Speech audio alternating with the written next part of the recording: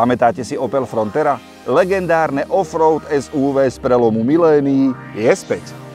Tentoraz v úplne novej podobe a dokonca sa vyrába na Slovensku. Nový Opel Frontera je navrhnutý pre modernú rodinu, ktorá chce viac priestoru za menej peňazí a nebojí sa štýlu. Je to SUV, je to skoro kombi, je to Frontera.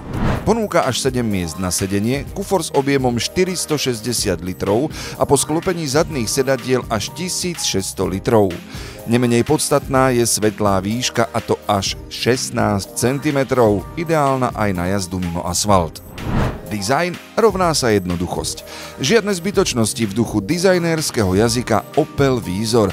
Predná čierna maska a LED svetlá s typickým denným podpisom v tvare písmena L. Automatická prevodovka je už v základe, tak ako IntelliLED svetlomety, manuálna klimatizácia, parkovacie senzory, tempomat a praktický držiak na mobil s možnosťou bezdrôtového pripojenia. Pre nenáročných všetko podstatné a pre náročných multimediálny navigačný systém s 10-palcovým dotykovým farebným displejom a bezdrôtovým Android Auto alebo Apple CarPlay, čierna strecha, 17-palcové disky a dokonca 7-miestna hybridná verzia.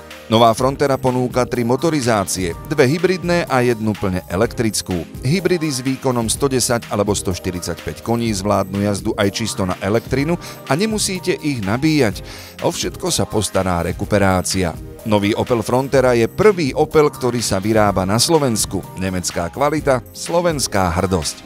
Autobeky Žilina vám pomôže vybrať správnu motorizáciu, výbavu aj farbu.